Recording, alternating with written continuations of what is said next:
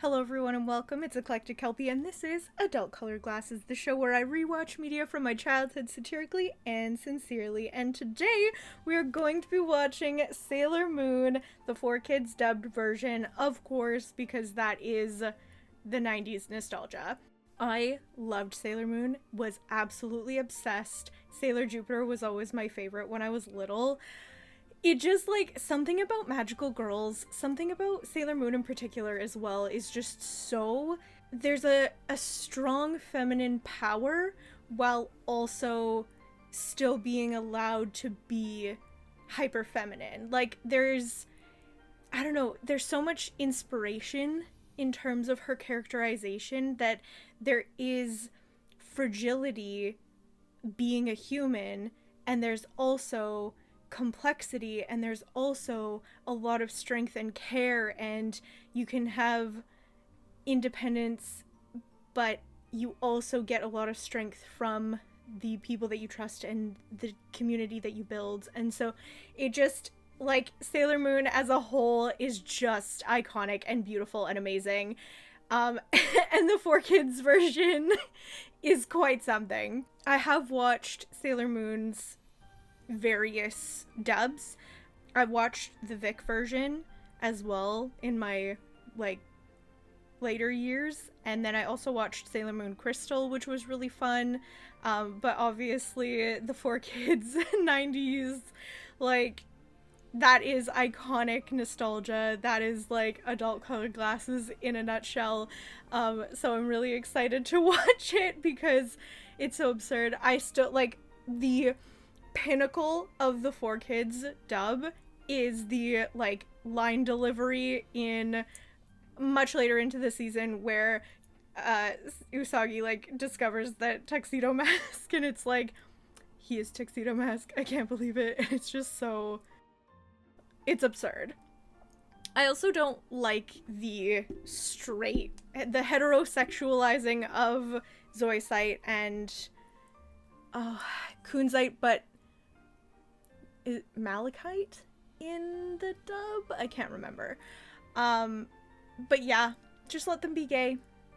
Shame for censorship, honestly, and unnecessary censorship as well, because let people be gay. But yeah, I'm really excited. I think this one's gonna be really fun. I did myself up today. I have the Usagi buns and my Sailor Moon necklace, so we're ready to go. I've also got some roses on my dress. Very Tuxedo Mask throwing roses. You know, we're entirely represented today. So, very excited. So without further ado, let's dive into Sailor Moon episode 1 of the 4Kids dub. Immediately, okay, like, this theme song I think is one of the most iconic, most amazing, most, like, oh my gosh, the tune, it'll get stuck in your head, and it's just so good. It's just peak nostalgia. It's so good. But yeah, oh my god, look at her. The Van Gogh painting, I just think this is so cute. It's S tier. It has to be S tier. Like, who is not obsessed with this intro? It's just classic. It's perfect. It sets up the show. Like, all of the really good intros of these, like, old cartoons have done.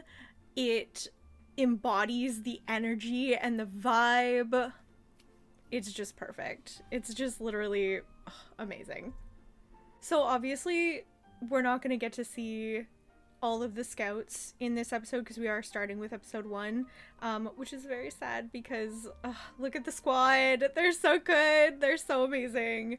But yeah, Sailor Jupiter was always my favorite when I was younger. I felt really, like, relating to her. Now I think in my adult life, I don't know, I'm really vibing with Minako, like Sailor Venus.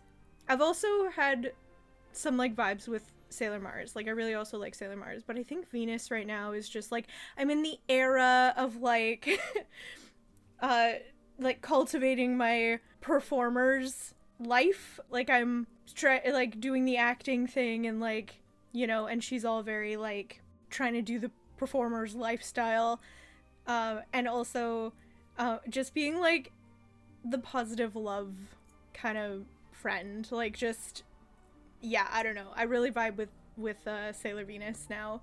But Sailor Jupiter still also absolutely iconic. All of them are amazing, and I feel like that's what's so cool about I just love women, but like this is what's so cool about this particular show, is that they had these really distinctive characters who I think you can relate to at different points in your life, in different eras, and in, yeah, like different mentalities, but they're all amazing characters, and you can kind of get different things from each one of them. And also I feel like they're so multifaceted. Like it's just such a beautifully well written show, and also I love that it's written by a woman. Like this is the ultimate girls show. Just pinnacle, absolute peak of fantastic. Also the designs, also the like imagery of like these two like different parts of herself, and like, oh yeah, literally like Usagi's like Princess Serenity dress is just the best thing ever. And like the Sailor Scout, like I don't remember what they're called, but like the scout outfits, everything is perfect. The show is perfect. Something that I actually, okay, I'm like I'm like a full adult, right? But like something that I have always wanted and think is just the coolest thing ever is a magical girl transformation sequence. And if somebody ever created like the ability to genuinely have a magical girl transformation sequence, that would be a dream come true. I guess actually I just need to be in like a theater production that does a quick change, via like Elsa in Frozen, where she's like doing Let It Go, and then somebody just like grabs the back of her dress, and then she's like in the like Ice Queen dress. But something like that, like I need a magical girl transformation sequence. It's just too good. It's just too good. And that's it. It's just too good. I just love them. Ugh, they really, like, this was peak. I don't know if we can ever do anything better than this. A moon star is born. I love it. Yeah, it makes sense. She's awakening to her powers. She's coming into her own. Love it. Oh, yeah, literally send me there. I'll go live on the moon. It just... beautiful. Oh, that's so weird. They call her Princess Serena. So... I mean, obviously there's no, like, doubt or... it's all, the animation makes it very clear who is who. There is no disguise, right? So, obviously, Usagi is Princess Serenity. It's the same thing. But, like, they call her Princess Serenity versus Usagi. But in this one, it's just Serena. So... I mean, I guess at the end of this episode anyways, it doesn't really matter because we do... Actually, no, we're not supposed to know who the princess is. And then they do the, like, Sailor Venus fake out where, like, Venus is, like, the moon princess. Or... So... I don't know. I don't know if they were putting too much effort into this back in the 90s. But they should have, because it could have been so much better than this. But, yeah, 4 kids, I guess. Oh, that's so cool. That looks so much like Sailor Neptune. I've never paid attention or noticed or like observed this in particular, because obviously the forefront is like Endymion and Usagi, right? So like, yeah, I've never paid attention, but like, oh, and maybe that's Pluto, because look at the very, very, very long hair. That's really cool. I like that a lot. Just the like little details in the background. She's so valid for this though.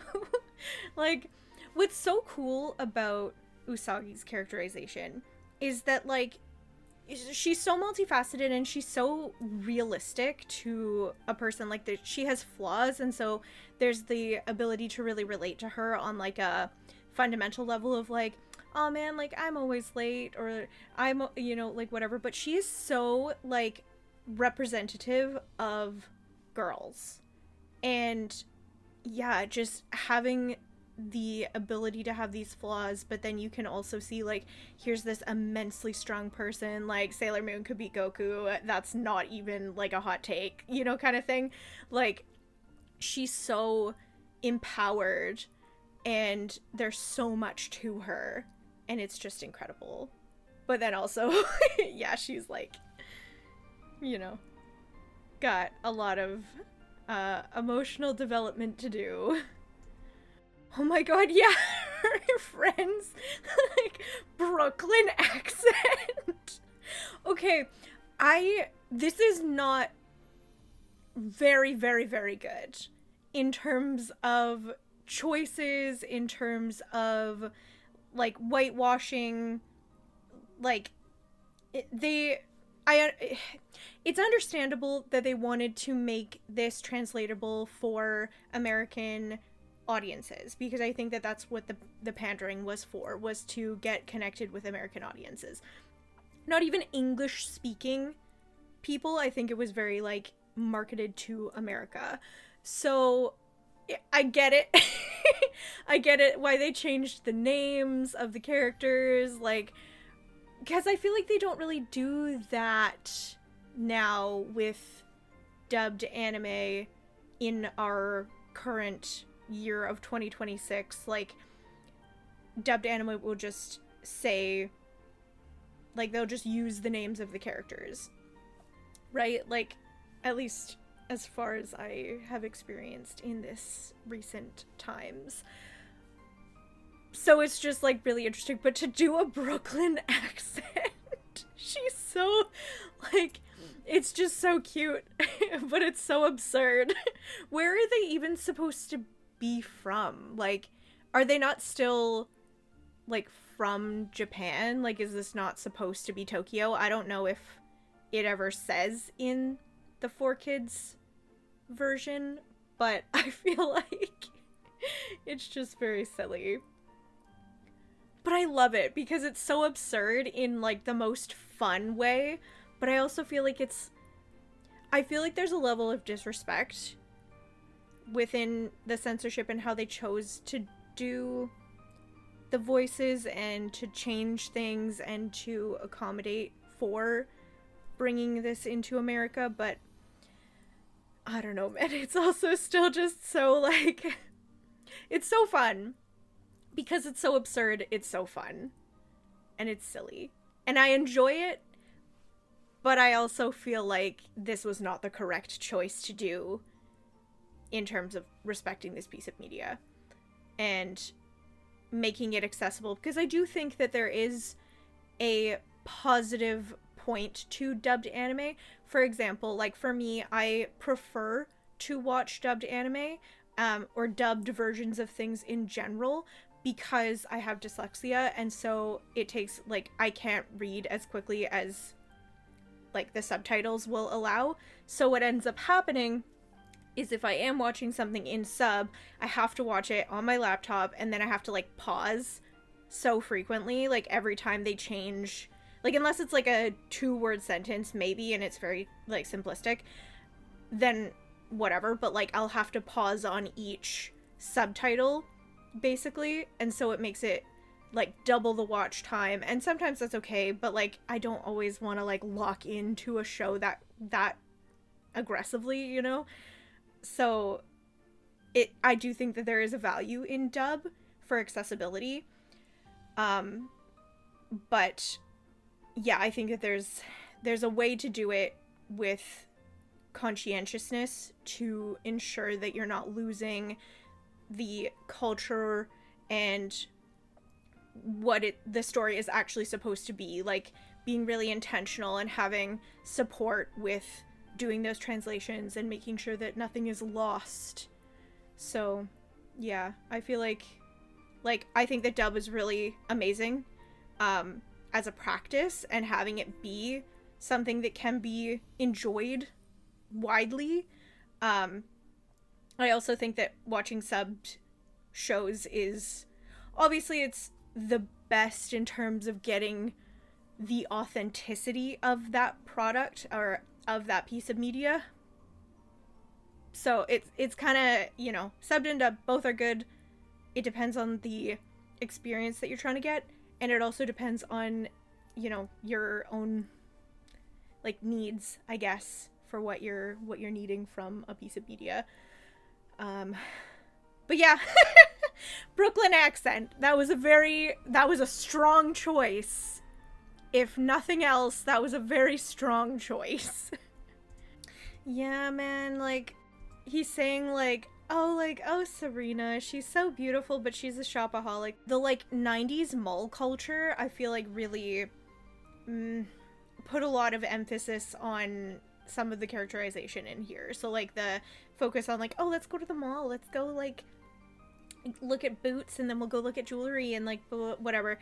And that's fine, you know, of course, you gotta have a hobby, some people like to shop, but, like, just the energy of dismissing this girl as being like, oh, she just is like so shallow and she's beautiful, but she's just like obsessed with shopping and like nothing else, and, you know, like devaluing her from like this male perspective, devaluing her into like just, she's just a shallow girl.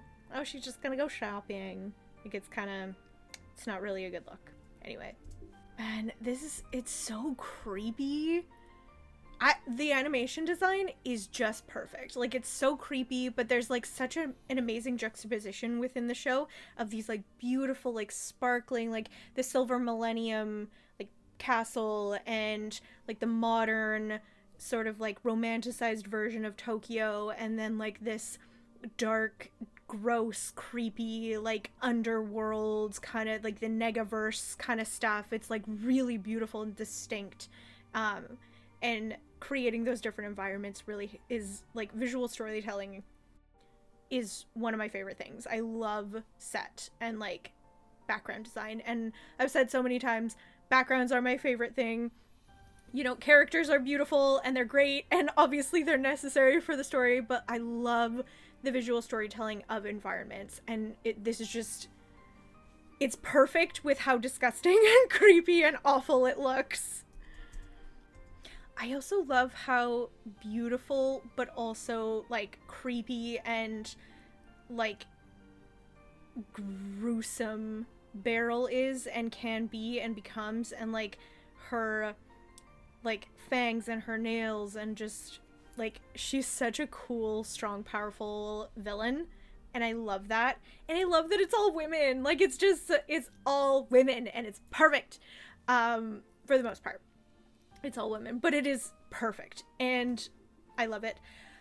The only thing that I really have to say about, like, the villains in Sailor Moon, well, I think a lot of them are really fun. There's a couple of them that are just, like, Beryl, her motivations really come from Endymion. Like, she's very male attention and, like, male focused, and we don't like that. Like, girl, get a hobby, have other things that inspire you and make you, like, motivate you and give you validation and stuff like that. Like, you don't need to be worrying about this man. And I'm not really a big fan of just, like, a villain wanting to be a villain for the purpose of just, like, ruling the world kind of thing, because what are you trying to actually accomplish? Like, what are you going to do with that power? Because, okay, you rule the world, now what? Like, the goal and the pursuit of that goal feels so much more, like, grandiose than accomplishing that goal. And that's why I think actually, like, Megamind does such a good job with that. And I think it's really fun how that movie, like, takes that trope and that conversation and that idea and then makes it into something that's, like, tangible of the result, and it's really funny and really, like, good at articulating exactly what I'm saying here is, like, what happens after? What do you do then? Because then you just rule, or then you kill everyone, and then what do you do?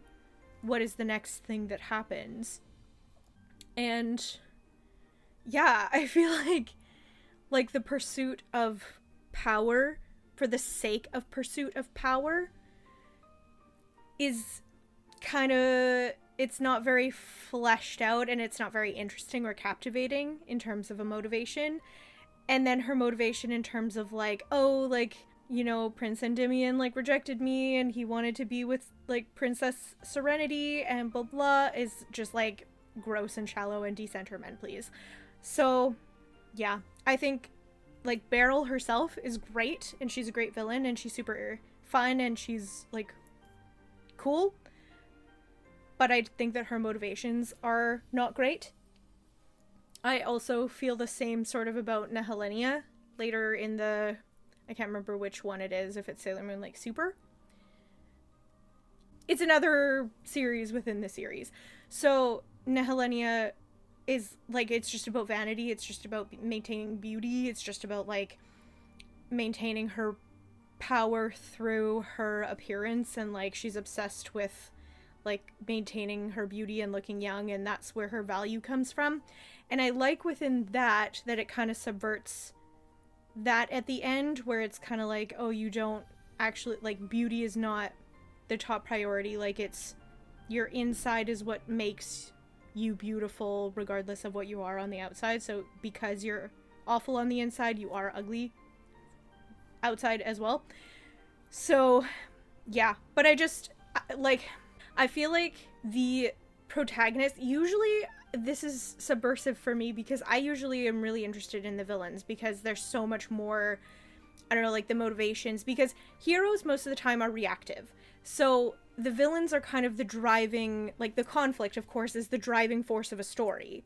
So the villain is kind of like, it's a really important and really necessary component, because the villain is what's going to motivate and push the other characters. Like the problem is the motivator. So having a really interesting and compelling villain is really good and really important. I feel like a man shouldn't be her motivator, and I also feel like what happens after you rule, like what happens after you get all of that power, you know what I mean? So that's kind of the bottom line of it. I think she's a cool villain in concept, but I feel like, I don't know, the motivations are not my favorite. Although, like, side point, not every villain has to be super complex. Not every villain has to be, like, morally gray in the sense of, like, oh, I was trying to, like, save my dying wife, and that's why I, like, burned down a hospital, or something, like, you know, like, you know what I mean? Like, it doesn't have to always be, like, that deep or that complicated. Like, you can have really fun, just pure evil villains. I'm just saying that my preference is complexity, but that also is because I enjoy engaging with the villains most of the time, whereas with, for example, like Sailor Moon, you're supposed to be engaging with the protagonist. You're supposed to be engaging with the heroes. The Sailor Scouts are the ones who are super well developed, so like engaged, and you can connect with them. They are the ones that you're supposed to really be connected, like you're supposed to be on the side of the Scouts, and you're supposed to be like with the heroes. You're not supposed to be with the villains.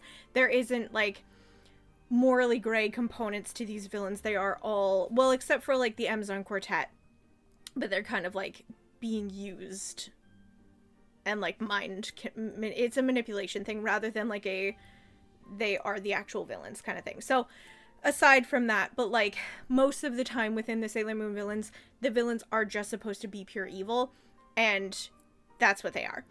There isn't like a redeemable component of some of them. Obviously that's not all of them, but like yeah, so not every villain has to be super complex and so like focal pointed. I just like when they are. I like when there's deep complexity to villains. But in terms of Sailor Moon, we're supposed to be with the Scout. So, makes sense, checks out. That's fine. Beryl can be a shallow, just like evil villain. That's fine. And we can enjoy the Scouts because they are perfection. I do think that a lot of their tactics are really fun and really interesting and creative. Like, they are like stealing life energy, right? And so they're like putting it in like rings, or I don't remember all the things that they like try and utilize to like get people's energies, but like that's so smart and so creative and so interesting and so like perceived as benign, and that's why it's so easy to be effective, because who doesn't want to try on a beautiful ring and then all of a sudden you're dead? Like that kind of vibe. So I think that this tactic, like, the villains are super smart and they are really interesting. I just didn't like the motivating factor behind Beryl, rejected by a man. That shouldn't be your villain origin story. But digressing, this is really smart and fun. This is really like picky of me to say, but I feel like because this version of the dub is very fast. Like, they're talking almost over each other, because I think that they're trying so hard to keep up with the lip sync and also trying to make full sentences within the like time frame of the lip sync. So they're just like, this is rapid fire and it's kind of wild. And I don't think I ever like noticed that before, but this is like high speed.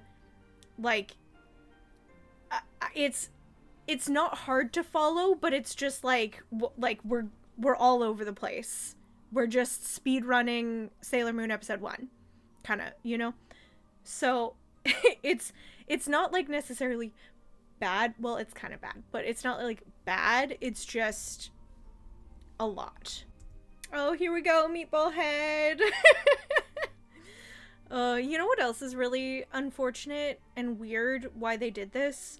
They changed Mamoru's age so aggressively. Like, Darian's age is going into like university right now, but I think he's supposed to be like high school, and then she's middle school, which is also still like, I think their age difference is supposed to be 3 years, is my understanding. I don't know, somebody can correct me.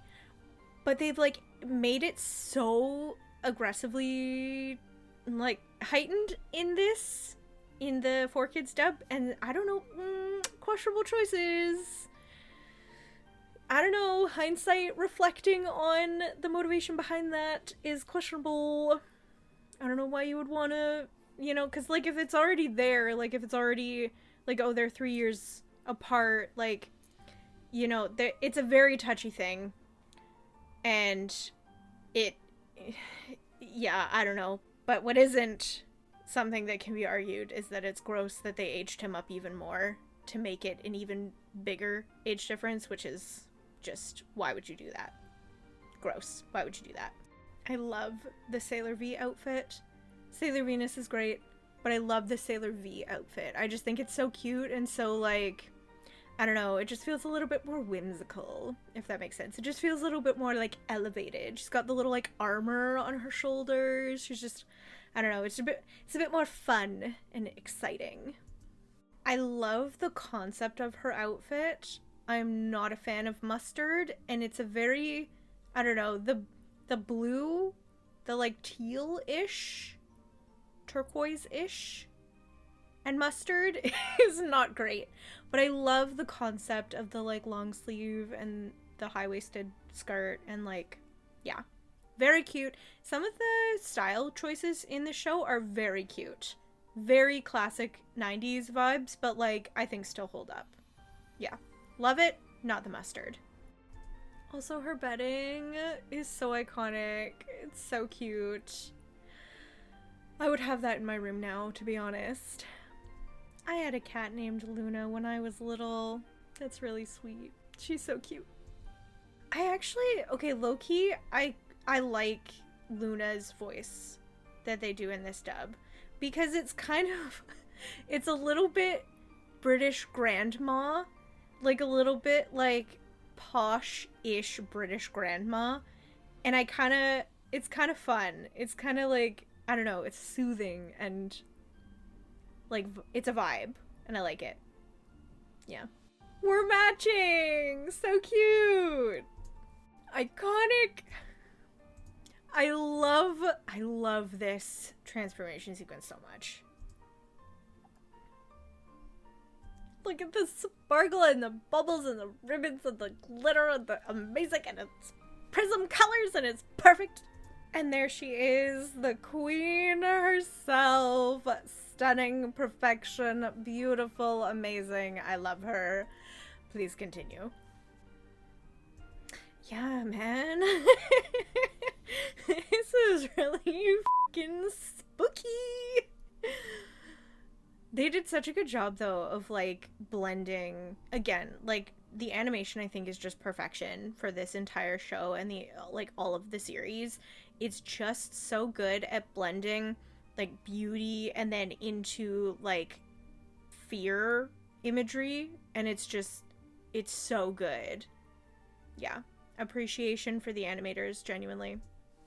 I love also that they have, like, a learning arc for her, and it's not just like, oh, she, like, there's a duality because there is the instinct of Sailor Moon, like, within her, and she has the, like, I don't know if it's, like, past memories of being Sailor Moon or whatever the vibes is, so, like, sometimes, like, it's clicking.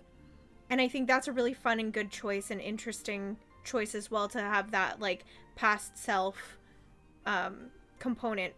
But I think that it's so fun that she's learning. Like, she's literally just 14-year-old girl and she's, like, thrust into this grand experience and such. So I love that there is this, like, learning curve where she's not confident. She doesn't know what she's doing. She's attentive. Like, she's present. She's trying, she wants to do the right thing, but she also doesn't know how, and she's scared. But being scared and not knowing how is not negating her ability to go and, like, be a protector to her friend or help, like, save the world kind of thing. And I think that that is, again, why this show is so important and so amazing. You don't have to not be scared to do the difficult thing.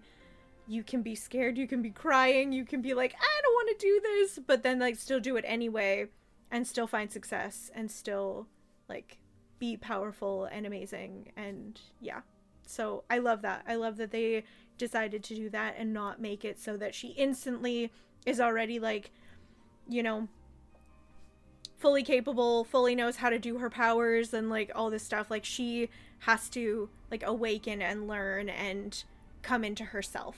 And I love that as a story arc, and I love that as a character arc for her. Oh, there he is. In his dapper and also semi-useless self.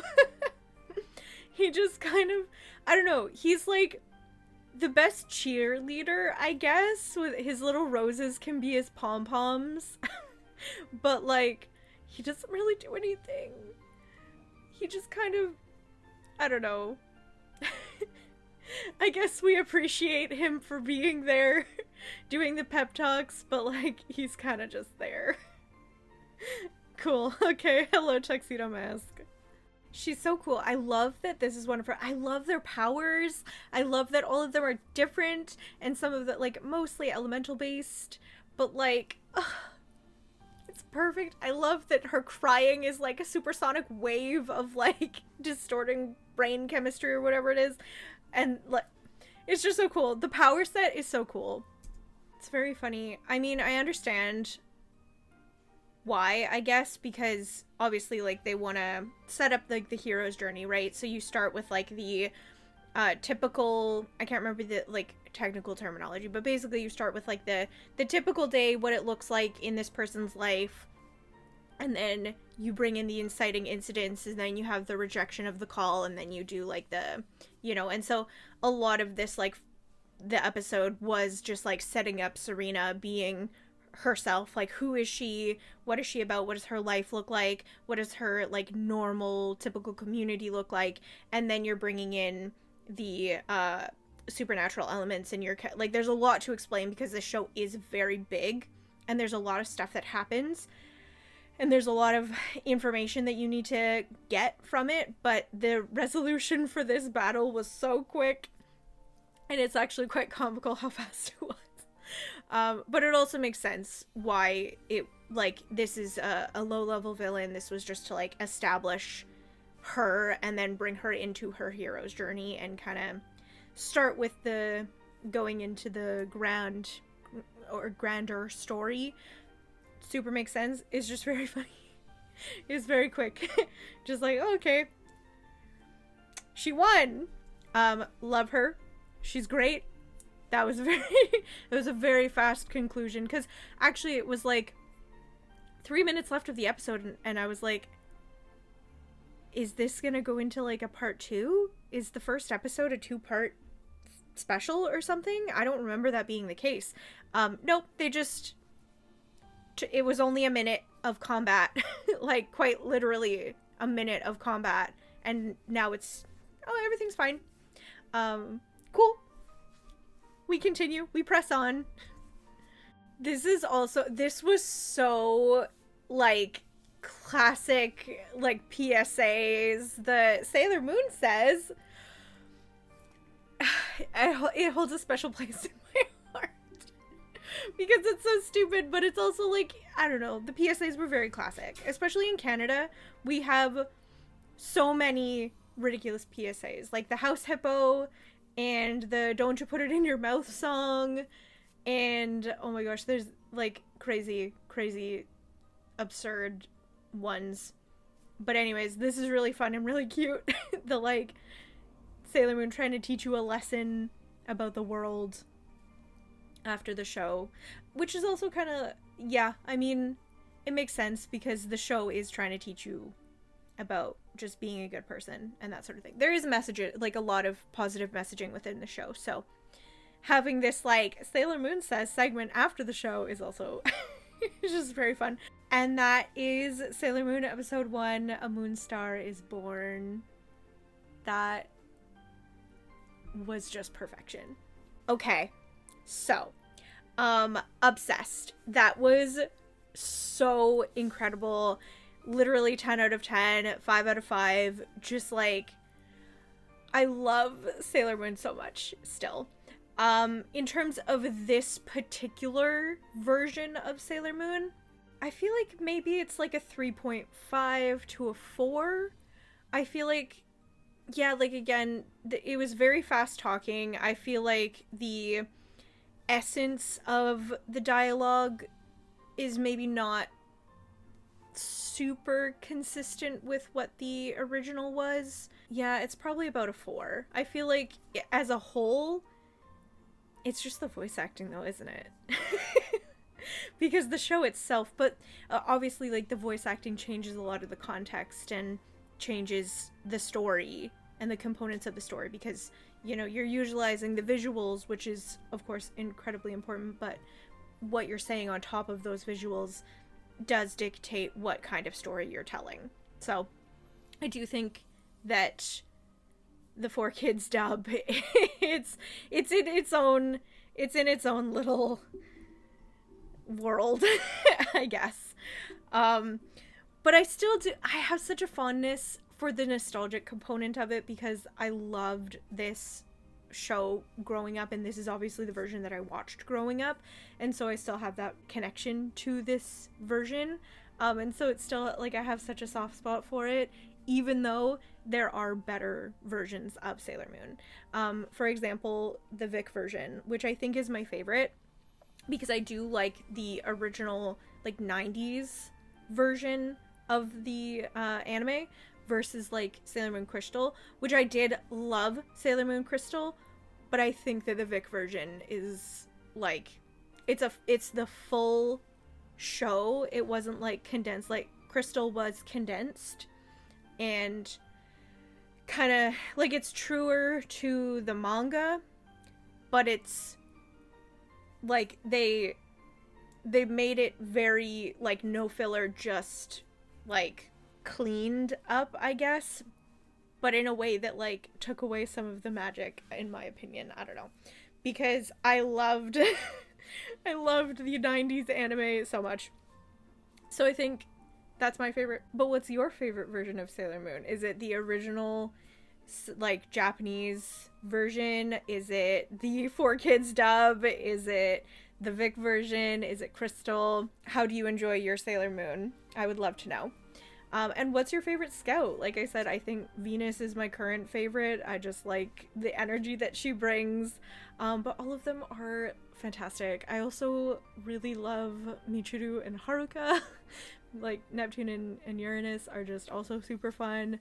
Love the lesbians. Hate that they're cousins in the dub version. It just doesn't make sense. And also let them be gay. Stop taking away the queerness of Sailor Moon. Sailor Moon is super, super queer. And I think, actually, Usagi is canonically bisexual.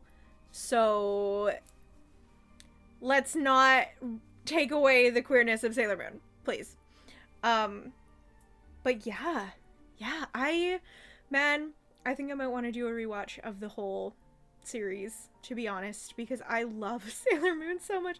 And it's been many years now, I think, since I have done a full rewatch of the 90s version. But that was so much fun. Oh, I loved it. That was Sailor Moon, the 4Kids version, episode 1, A Moon Star is Born. If you enjoyed this episode, consider giving a like and subscribing to continue joining us on all of our adventures. But with that, thank you all so much for watching. Everything with love, and we'll see you next time in the treasure trove. Bye!